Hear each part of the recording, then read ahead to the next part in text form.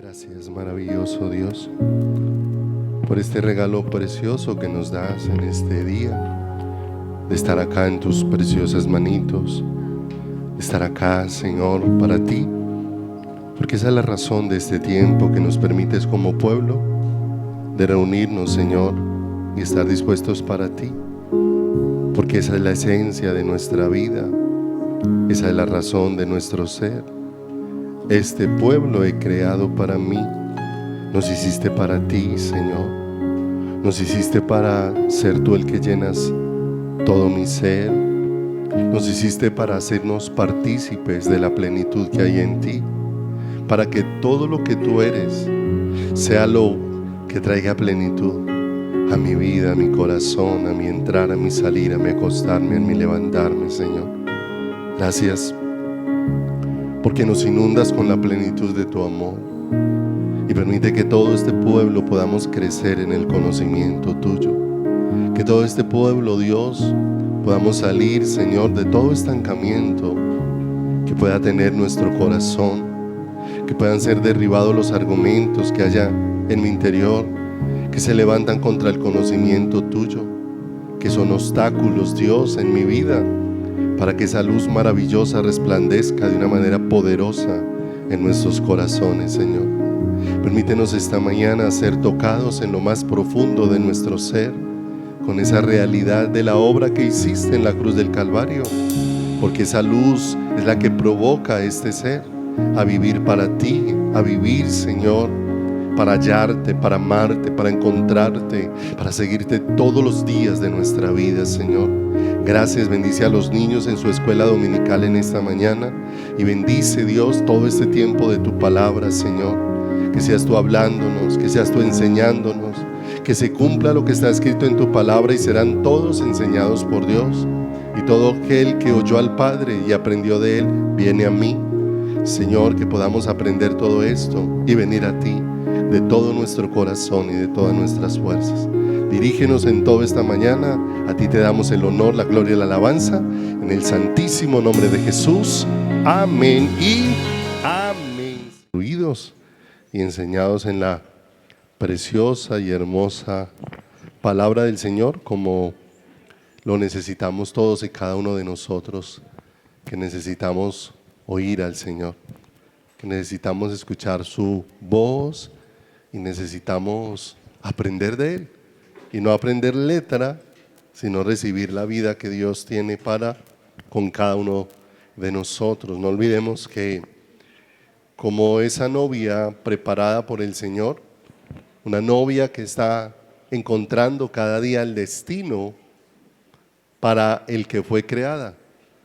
Por eso dice la Escritura, gocémonos y alegrémonos, porque las bodas del Cordero han llegado y su esposa se ha preparado. Y somos nosotros los que estamos siendo, ¿qué? Preparados, ¿cierto? Preparados. Y no nos preparamos viniendo a un culto, nos preparamos es en una relación íntima, personal con Él, donde le estamos escuchando, donde le estamos conociendo y donde estamos aprendiendo cada día más y más y más de Él. Y que en este último tiempo, de manera muy especial de parte de Dios, hemos sido llamados a perseverar. A perseverar significa no volver atrás. Perseverar significa no desistir. Perseverar significa proseguir adelante a la meta, al premio del supremo llamamiento en Cristo Jesús, nuestro Salvador. La Escritura dice en el libro de los Hebreos, dice que nosotros no somos de los que retroceden para perdición, sino de los que tienen fe para preservación del alma. De manera que la fe que viene de parte de Dios nos lleva a esa proseguir adelante, nos lleva a seguir perseverando. Aflicciones, luchas y dificultades habrán siempre sobre la faz de la tierra.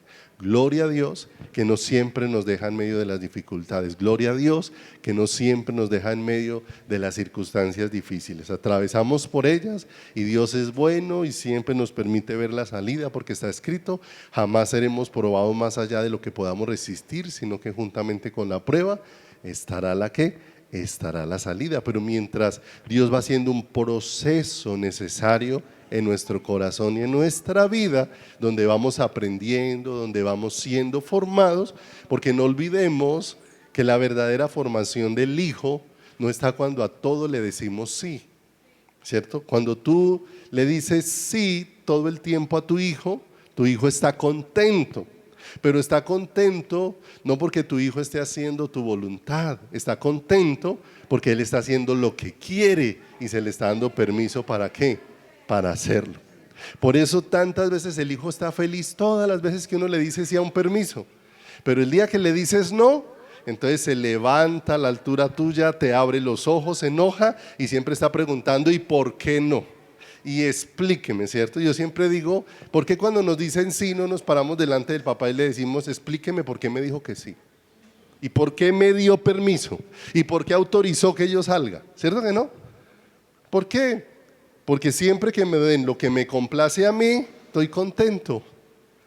Pero cuando no me lo dan, muestro toda la rebelión que hay en mi corazón. Por eso Dios no está para darte lo que tú quieres. Dios está para librarnos de la rebelión que hay en nuestro corazón. Y por eso los hombres y mujeres de Dios necesitamos no de Dios en nuestro camino. Los no de Dios nos hacen tanto bien porque nos libran de nosotros mismos. Nos libran de la arrogancia, nos libran de la altivez, nos libran de la autosuficiencia, para que nuestra dependencia del Señor no sea en palabras, sino sea en ¿qué? En acciones, ¿cierto? Cuando estemos dispuestos a aceptar que lo que Dios nos va a responder no está de acuerdo con lo que yo espero. Y que cuando lo que Dios me da como respuesta no es lo que yo esperaba, mi corazón esté dispuesto a seguir honrando a Dios, a seguir agradeciendo a Dios y a seguir sujetándose a Dios, aunque lo que salió no era lo que yo esperaba. Porque si lo que salió no era lo que yo esperaba, pero lo que era su perfecta voluntad, eso está perfecto para mi vida. Pero yo requiero procesos para entender eso, porque en teoría es muy fácil. Decir eso en teoría es muy fácil. Cuando el asunto empieza a pesar en el corazón, cuando esa teoría el Señor le dice, camina, la llevamos a la práctica, camina, la llevamos a una realidad. Pero lo más hermoso es que en esa realidad vamos a experimentar la verdadera libertad que nuestro corazón necesita y que necesita nuestra vida. Por eso hemos sido llamados a perseverar. ¿En qué debemos perseverar? Hemos venido hablando en la doctrina de los apóstoles, ¿sí?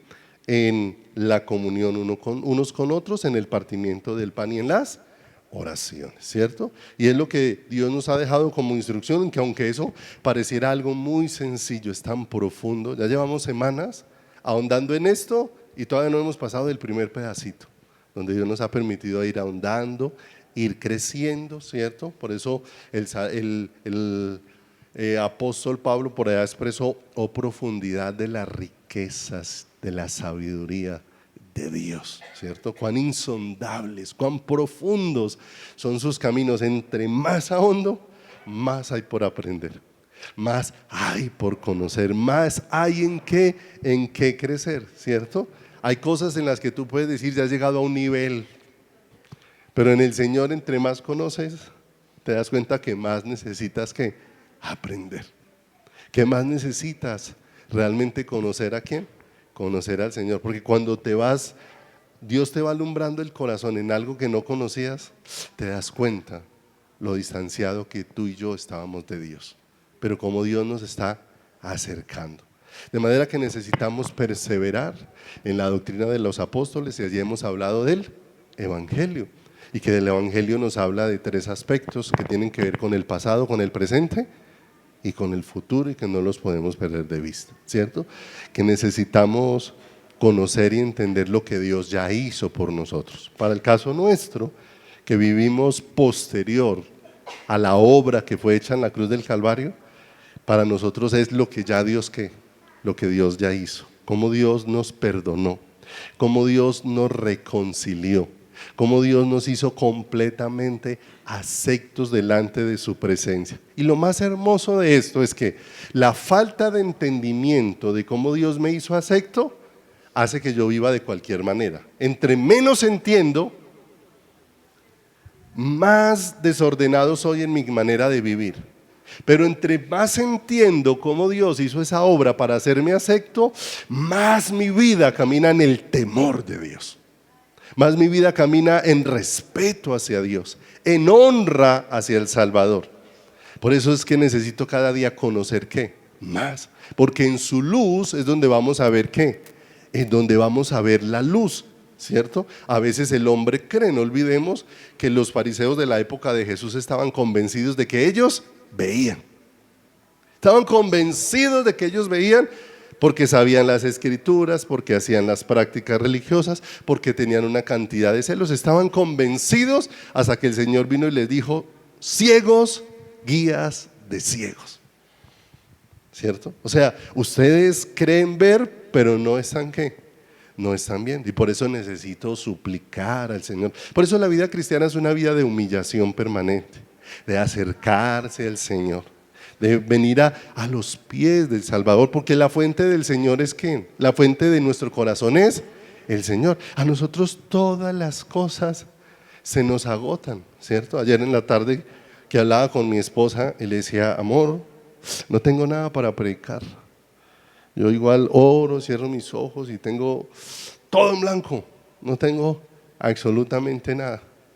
Entonces ella sonrió y me dijo: bueno, lo mejor de eso es que el Señor te puede dictar toda la enseñanza. Y eso es lo mejor, ¿cierto? Que a nosotros no nos gusta sentirnos así, donde no tenemos para dónde qué, ¿cierto? Pero tan hermosa esa respuesta que Dios trajo a través de mi esposa. Lo mejor de eso es que Dios le puede dictar toda la enseñanza, y eso es tan maravilloso, porque cuando viene de parte de Dios siempre va a edificar nuestras vidas y nuestros corazones, porque de Él es de quien debemos nosotros ¿qué? De quien nosotros debemos depender, ¿cierto? Entonces con el pasado tiene que ver con lo que ya Él hizo, pero nosotros tenemos que ir teniendo cada vez más claridad trae transformación a nuestras vidas, hace que nuestro caminar con el Señor, porque la Escritura dice: y por todos murió, para que los que viven ya no vivan para sí, sino para aquel que murió y resucitó por ellos. Entre más entiendo cómo fue que Él se entregó en mi lugar, más eso me provoca a mí a vivir para Él, para la gloria de Él. Más eso hace que Él me capacite para vivir solo para Él, ¿cierto? Por eso en su luz veremos ¿qué? Veremos la luz. Pero cuando hablamos del tiempo presente, hablamos de la obra de transformación que Dios está haciendo en nuestro corazón. No olvidemos que Dios nos está transformando a todos y cada uno a la imagen gloriosa de Jesucristo, que es en lo que vamos a ahondar hoy un poco más. En el discipulado ya hemos hablado algunas cosas acerca de la salvación, ¿cierto? Pero ahora vamos a ahondar un poco acerca de el discipulado. Pero el discipulado, pidiéndole al Señor que nos dirija a Él, porque en cuanto a esto del discipulado, los seres humanos hemos establecido muchos métodos, muchas formas de hacerlo. Hemos establecido muchas escuelas de hombre, ¿cierto? Y tal vez nos hemos quedado como en un caminar académico, y se nos olvidó que ser discípulo del Señor no es uno que habla de Dios, sino uno que evidencia en su vida la vida de Dios. Y eso va mucho más allá. Hoy queremos solamente hablar de Dios. No queremos manifestar la vida de Dios, porque manifestar la vida de Dios requiere algo que no nos gusta: pasar por la cruz.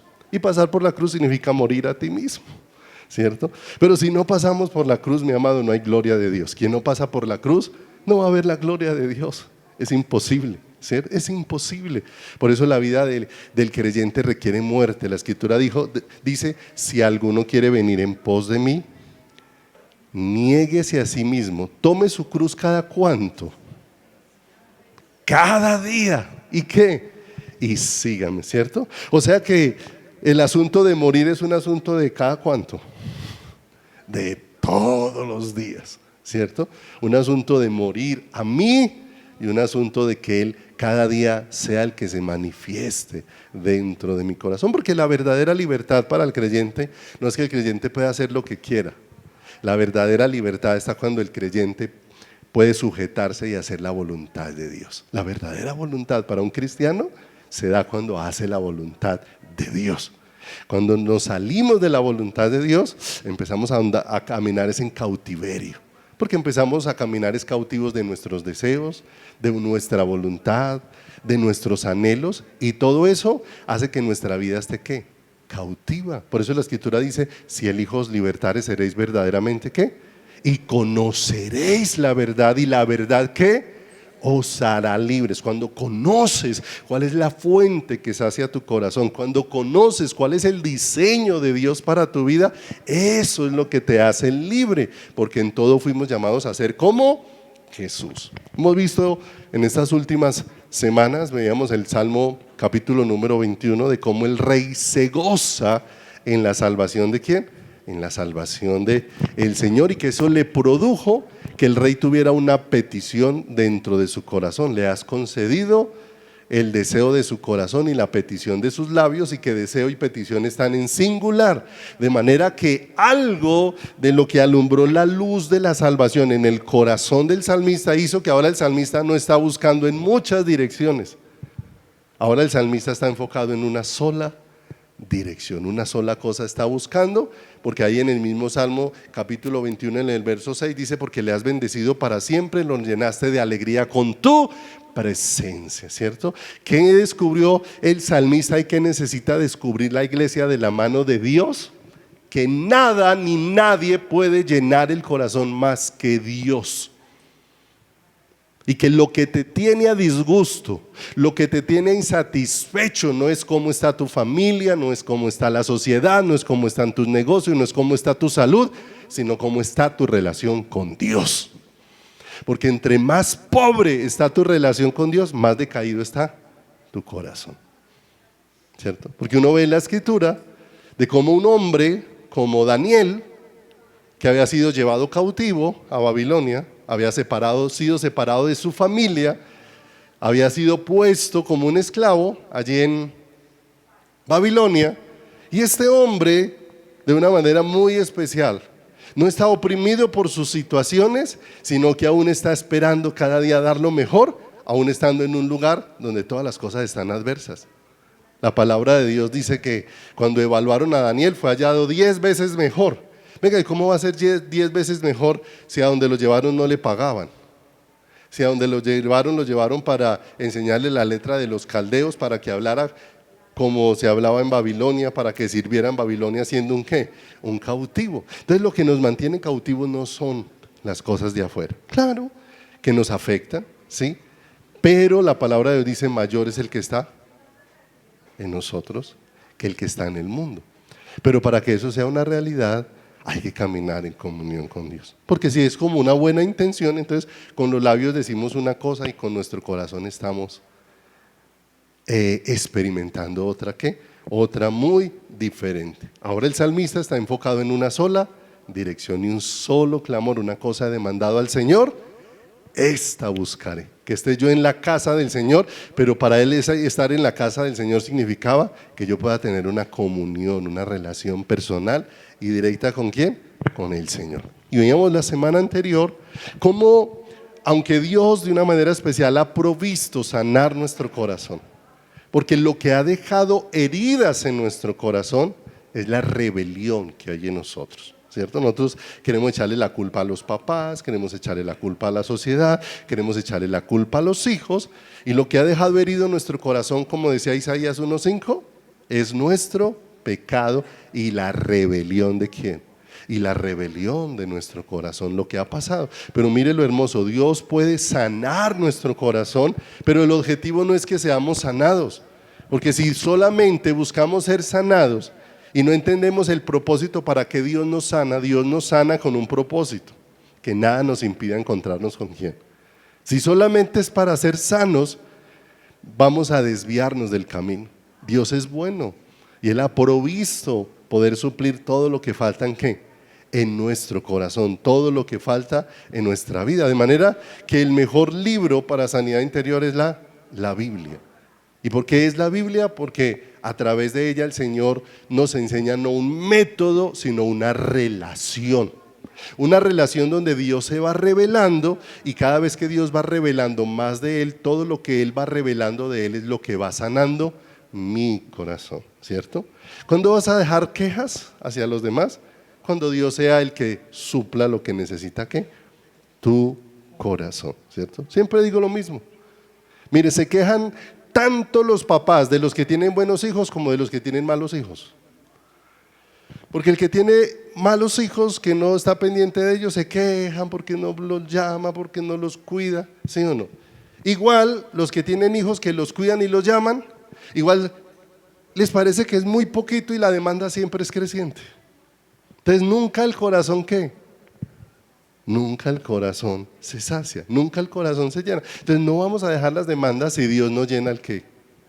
Si Dios no llena el corazón. He visto personas jóvenes que aún Dios llenó tanto sus corazones, que llenando Dios tanto sus corazones y habiendo tenido muchas veces padres irresponsables que ni siquiera cuidaron de ellos, esos jóvenes aman a sus padres y los honran, pero por lo que Dios ha provocado en sus corazones. Entonces mire lo hermoso, qué diferente la vida cuando la vivimos con lo que Dios provoca en nuestro corazón, a cuando nosotros nos centramos en todo lo que puede o no faltar en nuestras vidas o en nuestro caminar, ¿sí? De manera que Dios no nos plantea un método, sino que Dios nos plantea una relación. Y una relación donde dice Juan 15 en el versículo número 4. Juan capítulo número 15 en el versículo número 4. Permaneced en mí y yo en vosotros. Como el pámpano no puede llevar fruto por sí mismo, ¿cierto? El ser humano por sí mismo no puede dar la vida de Dios.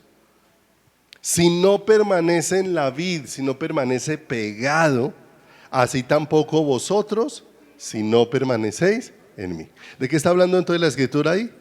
De una relación personal con Él. Todo cambia, es por una unidad con Dios. Todo cambia es por una relación con Dios. Las cosas no funcionan por estar separados ¿de quién? De Él. Por estar alejados de Él. De manera que si queremos sanidad en nuestro corazón, ¿qué necesitamos? Conocerlo a Él. ¿Qué es lo que necesitamos? Llenarnos de Él. La sanidad por sí sola es un logro muy pequeño. Pero cuando la sanidad obra en las manos de Dios para que yo lo conozca a Él, todo lo que Él es iba a responder a todo lo que necesita mi corazón y a todo lo que necesita mi vida. De manera que cuando entiendo que fui creado para Él, todo lo que Él es lo que va a sanar ¿qué? Mi corazón eternamente y para siempre. De manera que la vida no está en la sanidad, la vida está en una persona. ¿Quién es esa persona? El Señor Jesucristo. De manera que lo que necesito encontrar en cada área de mi corazón herido es al Señor, para que lo que Él muestre de Él sea lo que supla eso y me lleve a estar más pegado a Él, para que lo que cada día llene mi corazón sea directamente ¿quién? Directamente Él. Por eso necesitamos relacionarnos de manera directa con el Señor. Eso no lo puede hacer otro. ¿Por quién? Otro puede orar por ti, pero otro no puede ocupar el lugar de tu relación con Dios. Tiene que ser una relación personal. Tiene que ser una relación ¿qué? Una relación directa, ¿sí? Nada ni nadie más puede sanar el corazón herido, sino solo Dios con su preciosa presencia. Y lo sana para un propósito mayor. O sea, si Dios sana una herida de mi corazón, la sana, pero en eso hay un propósito mayor, que yo lo conozca a Él, que lo que Él es sea lo que llene esta ¿qué? Esta vasija. ¿Recuerdan el vasito ya restaurado con cintas? ¿Cierto? Y después pasamos un vasito nuevo, la vasija nueva, pero la vasija nueva ha sido hecha nueva por un propósito, para que esa vasija sea llena. El vino nuevo en odres nuevos ha de ser puesto, de manera que Dios lo que desea es hacer todo nuevo en nosotros para depositar más de Él en cada uno de nuestros corazones. Amén. Pero entonces continuemos hoy con el discipulado, ¿cierto? ¿En qué se centra el discipulado? En que todos y cada uno de nosotros seamos como Cristo, ¿cierto? Como Cristo. Hoy tristemente en muchos lugares lo que más se evidencia es que el discípulo se parece al líder de la iglesia, no a Jesús. Porque perdemos de vista y muchas veces se nos vuelve el referente es el líder y no Jesús. El líder simplemente es una persona en la que Dios está ¿qué? Obrando. Pero no es la persona en la que Dios me ha llamado a poner los ¿qué? Los ojos. Amén. Puedo ver es cómo Dios está obrando en esa persona y cómo aún cuando Dios le da sabiduría a esa persona puede compartir es de lo que Dios está haciendo, porque aún ese líder no es la obra de él mismo, es la obra de ¿quién? Lo que dijo Pablo, que si él podía dar más no era él, era la gracia de Dios obrando ¿en quién? En él, para que todos veamos que esa gracia puede operar ¿en quién? En todos y cada uno de nosotros de manera ¿qué? De manera igual. De manera que ser discípulo tiene que ver con Cristo siendo formado en nosotros. Esa es la transformación de nuestras vidas, esa es la transformación de nuestros corazones, esa es la restauración que Dios está ¿qué? Está trayendo. En algún momento la iglesia se desvió y como vio que tenía unas necesidades naturales, enfocó que esas necesidades naturales, si necesitaban ser cubiertas, esa era la restauración que su vida necesitaba. Y muchos llegaron y sus necesidades fueron cubiertas, pero su vida siguió en la misma condición. La palabra de Dios habla de un hombre llamado Moab, ¿cierto? Que conservó su olor y conservó su sabor, ¿cierto? Era la misma persona cuando estaba endeudado y era la misma persona cuando salió de deudas, ¿cierto? No pasó nada en su corazón, no hubo un cambio en su esencia, ¿cierto? Y es lo que Dios desea obrar en cada uno de nosotros. Cuando su imagen es restaurada en nuestro corazón, Él va restaurando todo nuestro ser en la medida que Él se va revelando a cada una de nuestras vidas. De manera que en el Evangelio no podemos perder de vista que no se trata de lo que nosotros hacemos por Dios, no lo pierda de vista. El Evangelio no es lo que nosotros hacemos por Dios, el Evangelio es lo que Dios hizo por ¿quién? Hizo por nosotros. Y como el Evangelio es pasado, presente y futuro, lo que Él hizo, pero el Evangelio no es lo que nosotros estamos haciendo por Dios, sino en el presente lo que Dios está obrando en nosotros, lo que Dios está haciendo en nuestros corazones, lo que Dios está obrando en nuestras vidas, todo lo que Dios está obrando, con cualquier circunstancia que tú y yo estemos viviendo, lo está obrando para que tú y yo seamos como Cristo, para que florezca la vida de Cristo. De manera que formar discípulos no es formar líderes, ¿cierto? Hoy la iglesia ha entrado en un afán de formar líderes, no en un afán de la formación de ¿qué? De discípulos, ¿cierto? ¿Por qué? Porque hay un afán de crecer, hay un afán de que el hombre cumpla la tarea que solamente Dios puede hacer. En Hechos, la Escritura dice que la iglesia se dedicó a buscar a Dios, a relacionarse con Dios, a crecer en el conocimiento de Dios, y Dios añadía cada día a los que habían de ser ¿qué? No los añadía al esfuerzo humano, los añadía al poder de ¿quién? El poder de Dios, ¿cierto? Pero como en algún momento la visión del corazón de la iglesia cambió porque la iglesia se desconectó de Dios y tuvo su propia visión de cómo ser cristiano, y en ese momento se fue en otra ¿qué? Se fue en otra dirección, en otro camino que vamos a ir desglosando más en esta mañana. De manera que lo que necesitamos es retomar el camino en el Señor, retomar el camino de ser cada día más como ¿quién? Como Cristo. En Antioquía fue donde por primera vez se llamó a los discípulos cristianos, ¿sí o no? Y escuche por qué. No se llamó cristianos por una moda, hoy es moda. Muchos se llaman cristianos simplemente porque eso suena bonito, porque eso suena correcto. No, se llamaron cristianos por primera vez porque cuando los veían a ellos una pequeña expresión de todo lo que es Cristo. Te pregunto, ¿te llamas cristiano porque eres una pequeña expresión de todo lo que es Cristo? Si alguien te ve, y mire que me llama mucho la atención, ¿cómo se conocía de quién era un discípulo alguien en la antigüedad? ¿Cierto? ¿Cómo se conocía? Y me llamó mucho la atención la forma en cómo se conocía. Se conocía mirando la vida del discípulo. Entonces alguien se ponía a mirar cómo vivía el discípulo para decir, este es discípulo de tal, ¿cierto? Se evidenciaba de quién se era discípulo, era con su estilo de ¿qué? Con su estilo de vida. Y qué tremendo. ¿Será que tu estilo de vida evidencia que eres discípulo de Cristo? ¿Tu estilo de vida evidencia que eres discípulo de Cristo?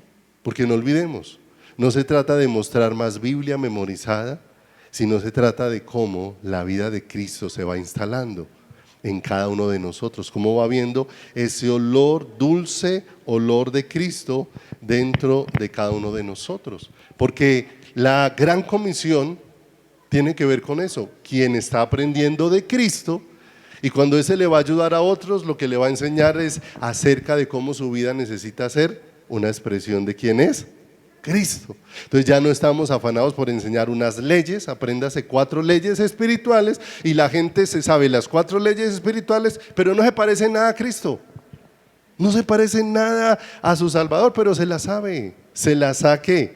Se las ha memorizado. Génesis capítulo número 1, verso 27, vaya allí conmigo. Génesis 1, 27.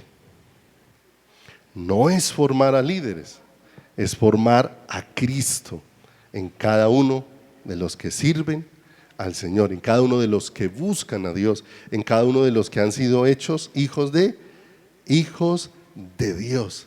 De manera que así como en aquella iglesia de Antioquía los llamaron cristianos por primera vez, porque escucharlos a ellos era como estar escuchando ¿a quién?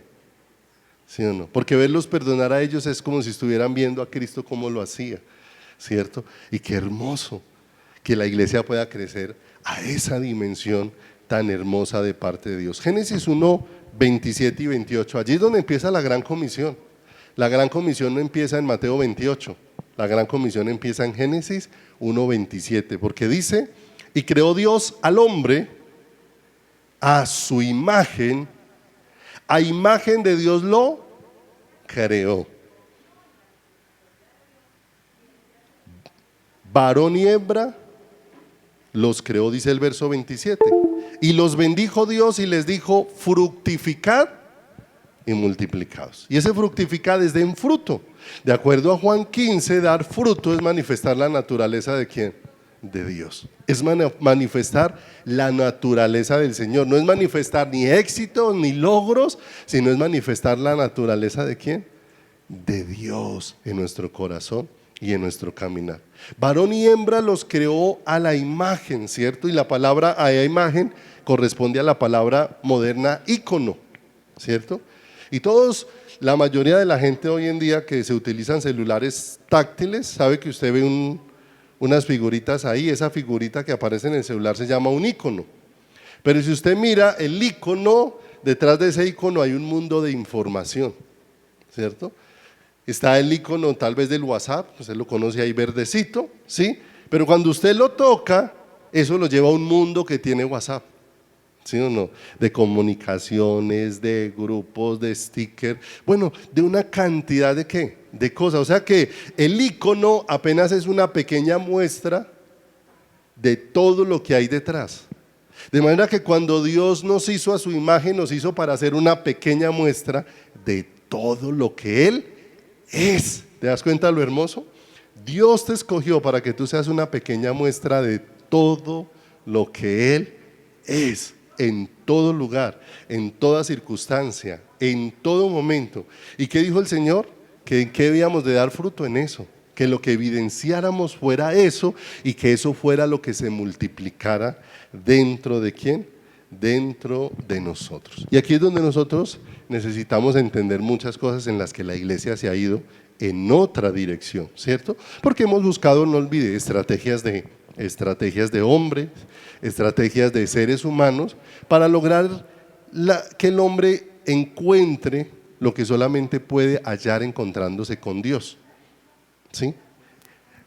En ese versículo 28 dice que el hombre señoree sobre los peces del mar, sobre las aves de los cielos, sobre las bestias y sobre todo lo que se mueve sobre la tierra y que sojuzgue, ¿cierto? Y ahí no está hablando de que el hombre tome el señorío sobre la tierra, sino que el hombre sea administrador de todo lo que ha sido puesto ¿en qué? En sus manos.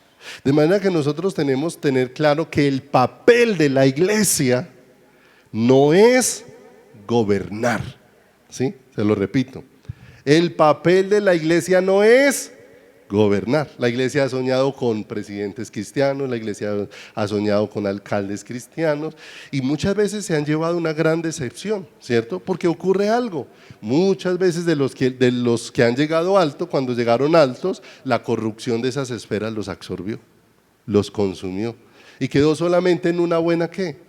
En una buena idea, en un buen deseo, porque no dejó de ser un intento humano por querer hacer cosas ¿qué?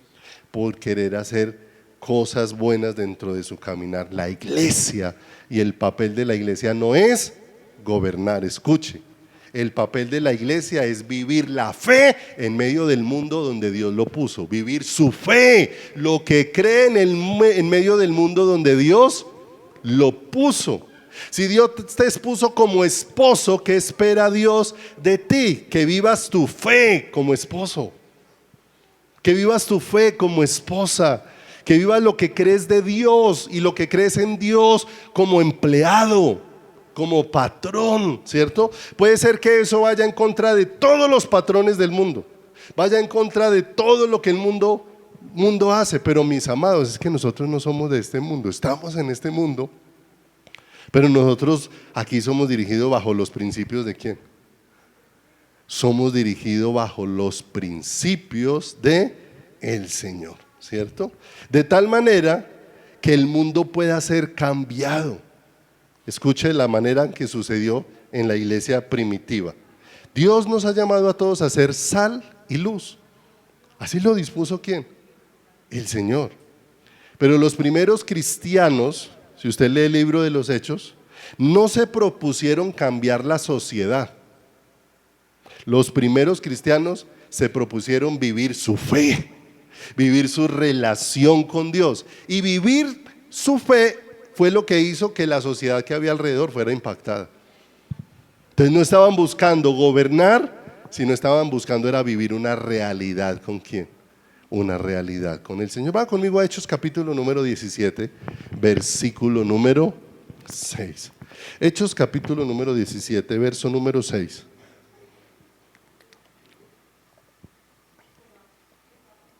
Así aquí narra todo lo cuando Pablo llegó a cierto lugar, está enseñando la palabra, muchos están escuchando la palabra, muchos están siendo tocados por esa palabra y se están volviendo hacia el Señor.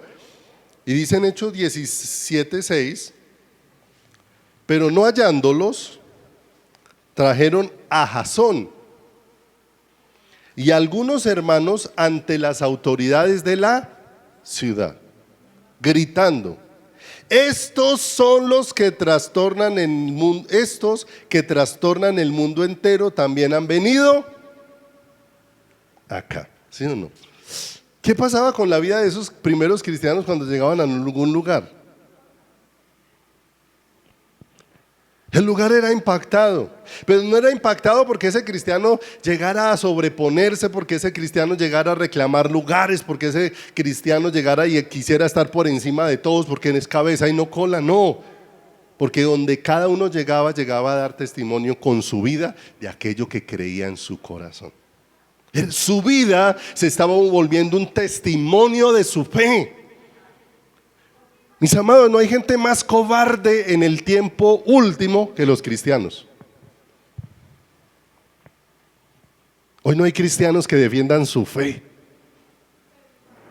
La palabra de Dios dice que no salimos a pelear, pero que sí tengamos el carácter de defender lo que nosotros ¿qué? ¿Sabe qué nos hemos vuelto los cristianos? Los cristianos hemos vuelto como el mundo.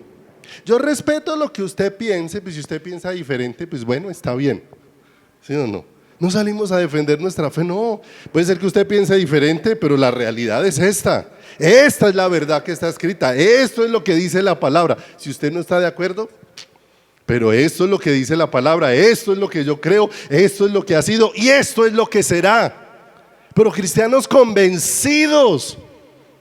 ¿cierto? Convencidos, y como no hay convencimiento, muchas veces no tenemos autoridad muchas veces para hablar, ¿cierto? Nos amedrantan lo que otros dicen, ¿cierto? Y el mundo afuera sale a defender sus argumentos.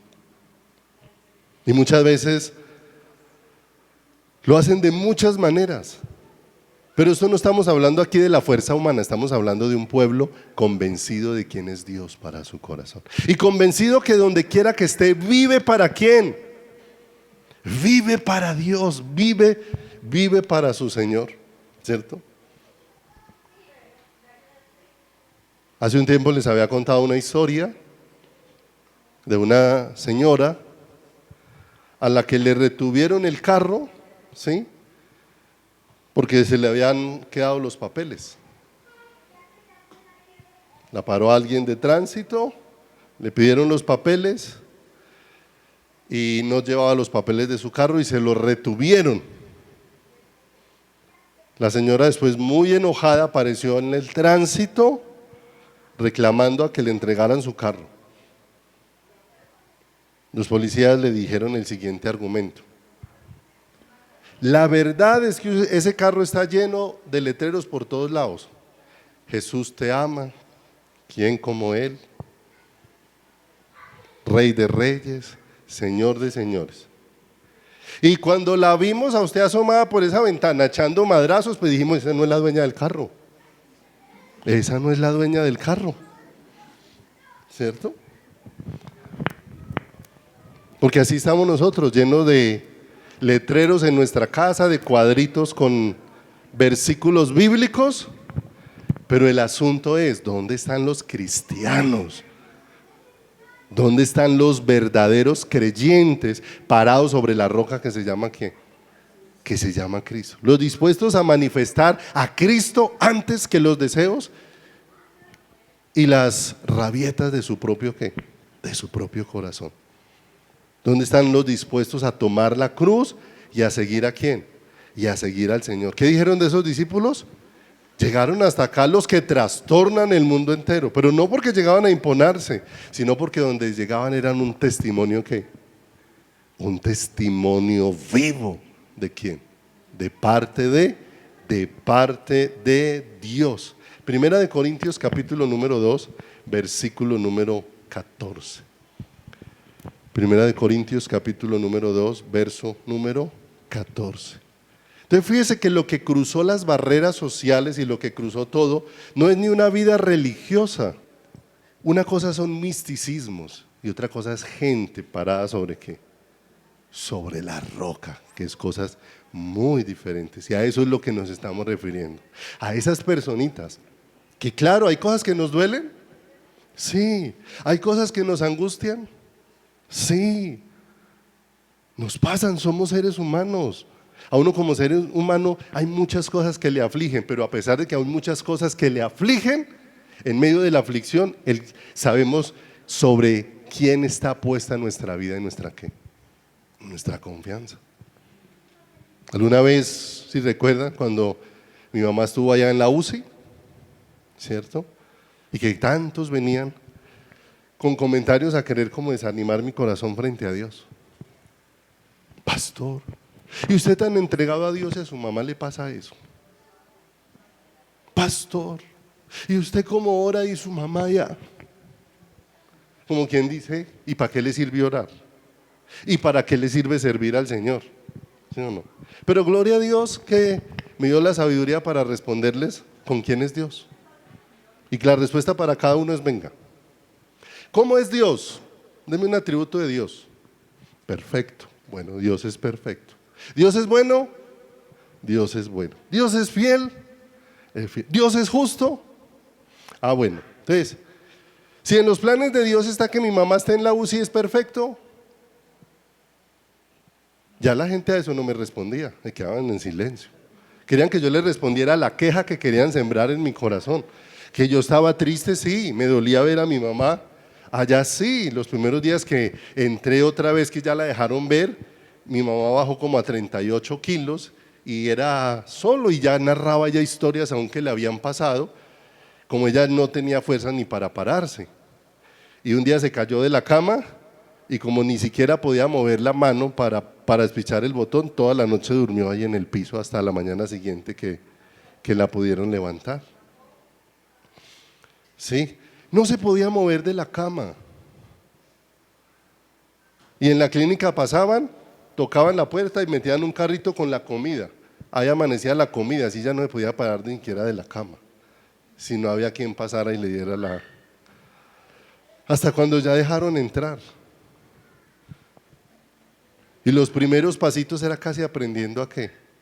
A caminar. Claro, todo eso para uno que ama a una persona es doloroso verla en esa condición. Pero aunque era doloroso, mayor que ese dolor es donde está puesto nuestro corazón y donde está sustentada ¿qué?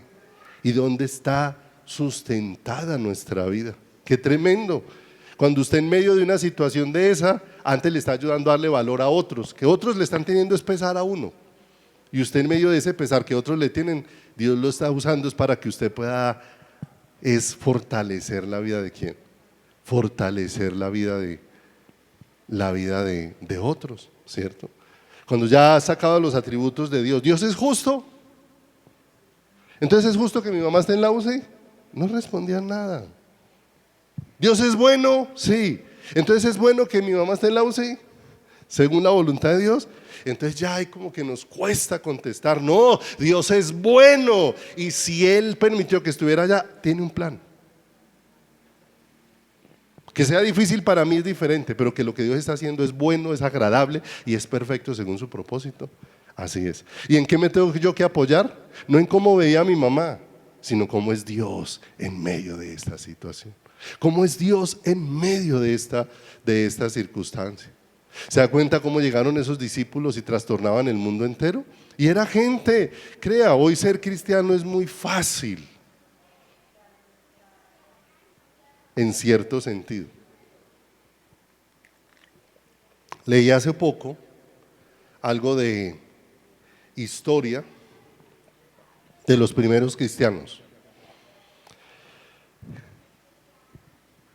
Y los primeros judíos que empezaron a convertirse tenían serios problemas.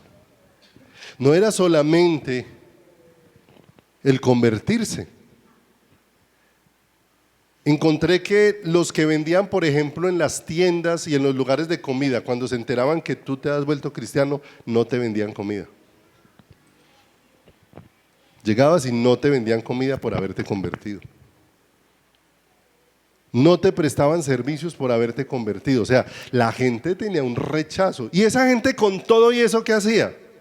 Bueno, si no venden comida, pero yo no voy a dejar al Señor.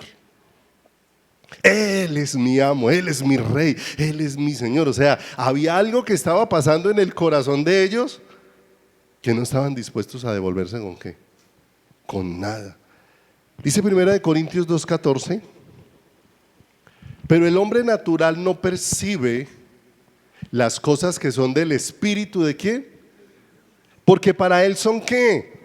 ¿Eso que le estoy diciendo es locura o no? Es locura que usted diga hoy en día que algo que a los ojos de todos no está bien, para usted puede estar bien porque está en las manos de Dios. Para otros es una locura. Pero mis amados, estamos en las manos ¿de quién? En las manos maravillosas de Dios, pero eso tiene que ser una convicción en el corazón, en el corazón. El hombre natural no puede percibir las cosas que son del Espíritu de Dios porque para él son locura y no las puede ¿qué? Entender porque se han de discernir espiritualmente. Todos nosotros tenemos la manera de pensar, ¿cierto? Pero la razón le sirve al hombre para muchas cosas, ¿cierto? ¿Cuántas personas que con su capacidad pueden hacer cantidad de cosas? Pero mis amados, la razón aunque sirve para muchas cosas, cuando se trata de Dios, Dios tiene que revelarnos primero. Dios tiene que revelarnos y entonces que esa razón sea partícipe de la revelación de Dios. Entonces miren lo hermoso, Dios se va revelando y va haciendo partícipe mis razonamientos de quién es, Él. Pero primero tuvo que venir, ¿qué? La revelación. Primero Dios tuvo que mostrarnos quién es Él, y ahora me va permitiendo ir asimilándolo e ir, ¿qué? E ir entendiéndolo, porque no olvidemos, con el pecado el razonamiento del ser humano quedó pervertido. Quedó pervertido. No hay quien haga lo bueno, vimos algunos aspectos la semana pasada, ¿cierto? No hay quien busque a Dios, ¿cierto? Quedaron sin entendimiento. El ser humano quedó con muchas capacidades, pero perdió su capacidad de ver y conocer a quién. Y conocer a Dios, ¿sí? Volvámonos entonces un poco, por favor. Génesis otra vez 1:26. Génesis 1:26.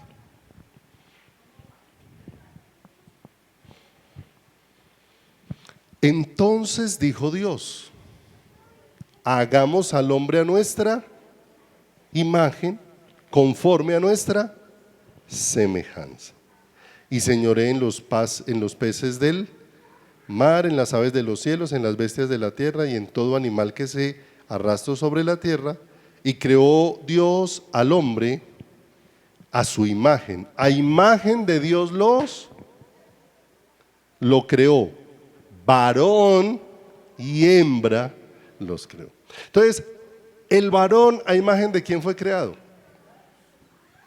La mujer a imagen de quién fue ¿qué? Creada. Los dos fueron creados a imagen de quién. A imagen de quién. A imagen del Señor. A la imagen de Dios, la imagen del Hijo, en quien todo lo que el Padre es revelado. O sea, que todos fuimos hechos desde el inicio para que todos fuéramos conforme a la imagen de Cristo, que es la imagen visible de quién. De Dios. ¿Para cada uno de quién? Para cada uno de nosotros. Pero ¿qué ocurrió con eso? Con aquel que Dios escogió para que lo manifestara. Cuando desobedece a Dios, cuando decide ir en una dirección diferente, lo que perdió fue la imagen de quién. La imagen de Dios dentro de su vida. Perdió la imagen. Y cuando perdió la imagen, el hombre entró en perversión. Entró en perversión. Ahora el hombre quedó guiado por una vieja naturaleza, por un viejo hombre, ¿sí o no? De manera que, vaya un momentico conmigo a Génesis 5:3. Génesis capítulo número 5:3. Dios diseñó al hombre a su imagen y a su semejanza, y la idea de Dios era que fructificara y se multiplicara en esa imagen y ¿qué? Y semejanza, ¿sí o no? Pero cuando el hombre desobedece, ¿qué perdió? La semejanza de Dios. Dice Génesis capítulo número 5 verso 3. Y vivió Adán 30 años y engendró un hijo a la semejanza de quién, conforme a su imagen, y lo llamó Sed. El hombre perdió la imagen de Dios y ahora lo que el hombre le hereda al hombre es la imagen del hombre. ¿Sí o no? Nosotros somos felices porque un hijo se parezca a quién, se parezca a nosotros. ¿Y qué fue lo que le heredamos a ese hijo? ¿Qué le heredamos a ese hijo? La naturaleza perversa. Eso fue lo que le heredamos. Cuando Adán tuvo un hijo a la imagen de Adán, ¿qué había perdido ya Adán? La imagen de Dios. De manera que lo que heredó fue una imagen donde no está Dios, ¿qué? Presente. De manera que no es el hombre el que puede restaurar la imagen de Dios en el hombre. Solamente Dios mismo es el que lo puede hacer. Y para eso vino Jesús, a restaurar lo que se había perdido, la imagen de Dios. Lo hemos dicho en otras ocasiones, lo que el hombre perdió en el huerto del Edén no fue riquezas, no fue familia, no fue salud. Lo que el hombre perdió en el huerto del Edén fue la vida de Dios. ¿Y qué vino a hacer Jesús? A traer de regreso, por medio de su muerte en la cruz, la vida nuevamente al ser ¿qué? Humano. Romanos capítulo número 8, verso número 28. Romanos 8, 28. ¿sí? Desde hoy creo que va a aprender a no volver a usar Romanos 8:28 solo. Romanos 8:28 se usa acompañado del 29. ¿Sí? Ahí está toda la idea. Romanos 8:28 dice, a los que, y sabemos que a los que aman ¿a quién? A Dios. Todas las cosas les ayudan ¿a qué? A bien. Esto es a los que conforme a su propósito son ¿qué? Verso 29, porque a los que antes conoció, también los predestinó para que fuesen hechos conforme a la imagen de su Hijo. ¿Sí o no? Entonces, todas las cosas obran para bien. ¿En qué sentido? En el sentido de que la vida de Cristo sea formada en ti. Para eso obran ¿para qué? Para bien, ¿cierto? Porque nosotros utilizamos el versículo aislado, ¿cierto? Cuando algo no sale como queremos y estamos por ahí disgustados, nos ponemos cierto consuelo diciendo, bueno, a los que aman a Dios todas las cosas obran para bien, ¿cierto? Pero uno está pensando, venga, ¿cómo esta situación obra para que yo me parezca más a Cristo? Para que yo aprenda a sujetarme a la voluntad de Dios, para que yo aprenda a aceptar el camino que Dios dispuso ¿para quién? Para mí, porque eso requiere muerte en mi corazón. O está la voluntad de Dios o está ¿qué? Mi voluntad. Si Él vino a gobernar a mi corazón, mi voluntad tiene que ser ¿qué? Quebrantada, ¿cierto? Jesús en el huerto del Getsemaní, ¿qué hizo? Quebrantó su voluntad delante de la del Padre, ¿cierto? Si te es posible, pasa de mí esta ¿qué? Pero que no sea lo que yo quiero, sino lo que sea ¿qué? Tu perfecta ¿qué? Tu perfecta voluntad. De manera que todo lo que nos sucede a nosotros, detrás de eso está Dios obrando para que te parezcas ¿a quién? Para que te parezcas a Jesús, ¿sí o no? Si Dios le da un no a Jesús, ¿cuál es la respuesta de Jesús? Hacia el Padre. Ante un no, ¿cierto? Jesús se alborota diciéndole al Padre, se le olvidó que yo también soy Dios, ¿cierto? No, en Jesús no hay la más mínima actitud de esa manera. En Él está toda la disposición de que lo que suceda en su vida en las manos de Dios es que es perfecto. Para nosotros tenemos siglas que son como de cajón, ¿sí o no? Le pregunto, ¿el tiempo de Dios es perfecto? Se lo voy a preguntar. ¿El tiempo de Dios es perfecto? ¿Seguro? Entonces, ¿por qué se desespera?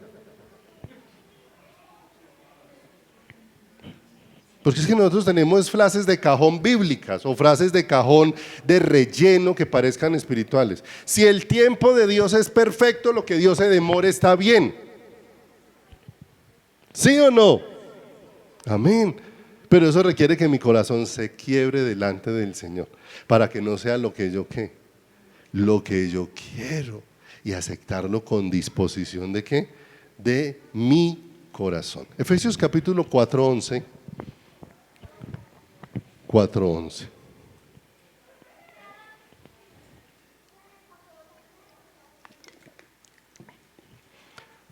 Efesios capítulo 4:11.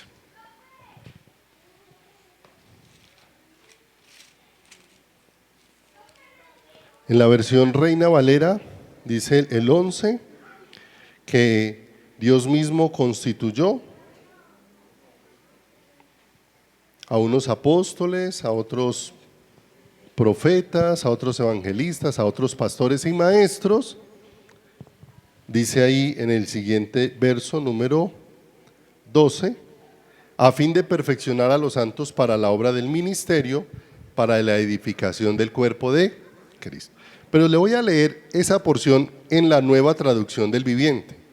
Présteme por favor su atención. Dice, ahora bien, Cristo dio los siguientes dones a la iglesia: apóstoles, profetas, evangelistas, pastores y maestros. Ellos tienen la responsabilidad de preparar al pueblo de Dios para que lleve a cabo la obra de Dios, ¿cierto?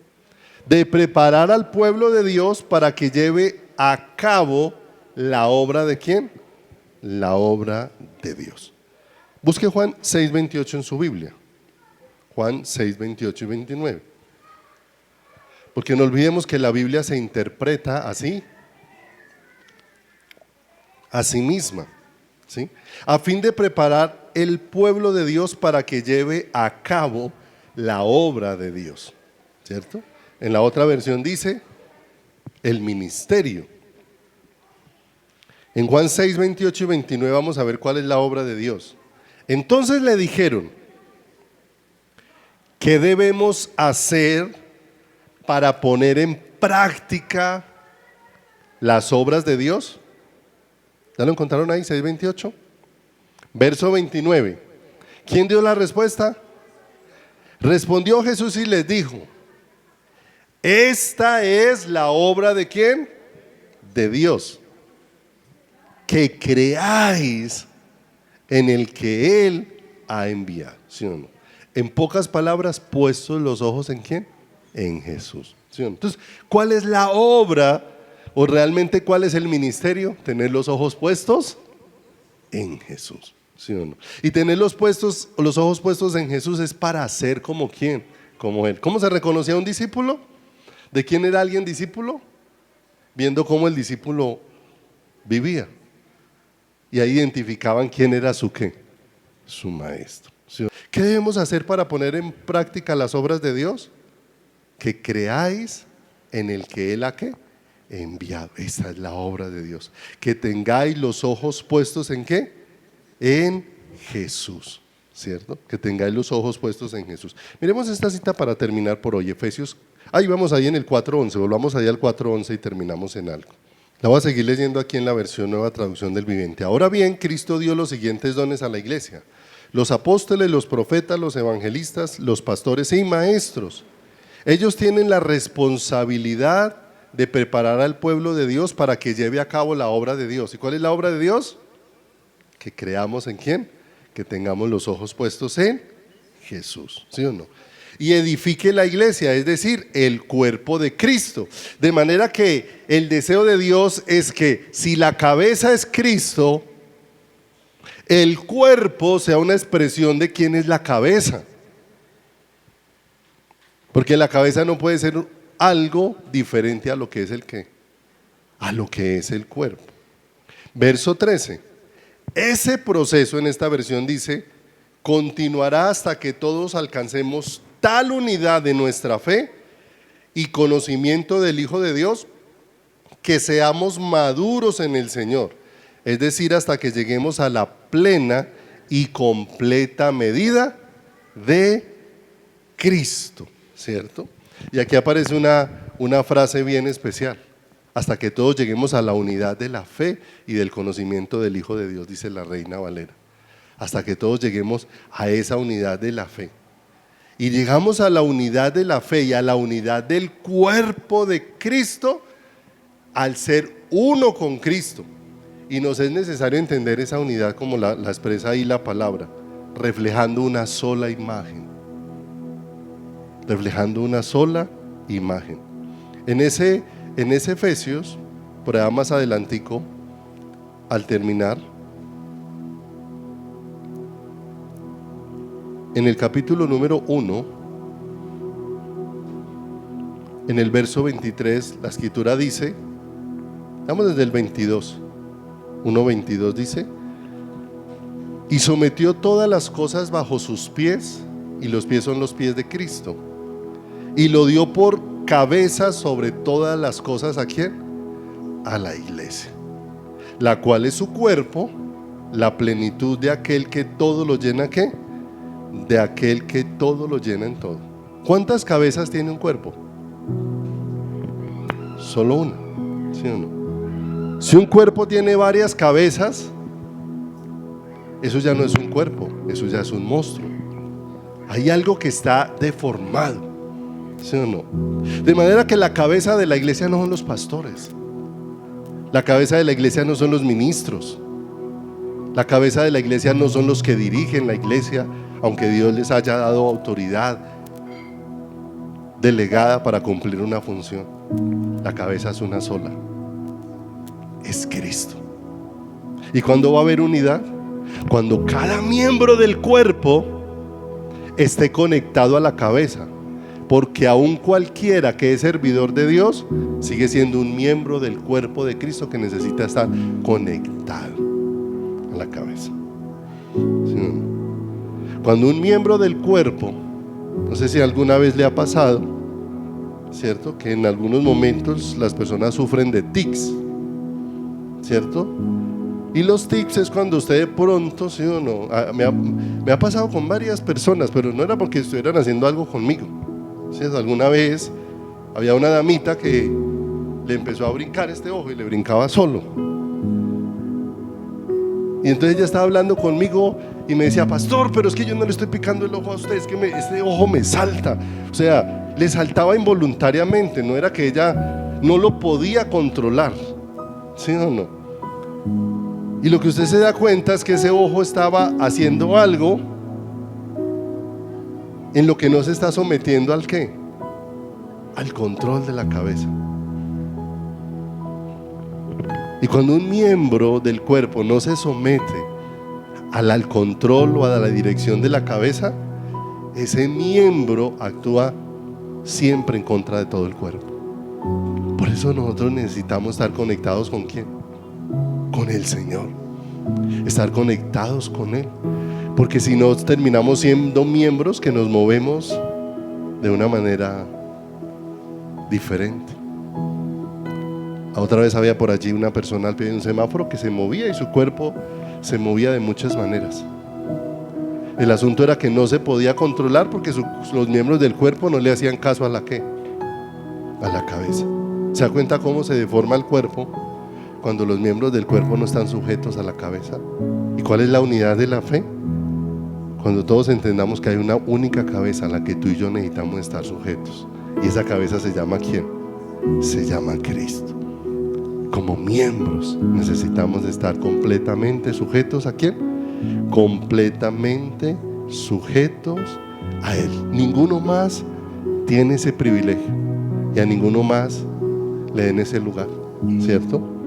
Y no dejemos que nuestro corazón se enceguezca ni se maraville con nada.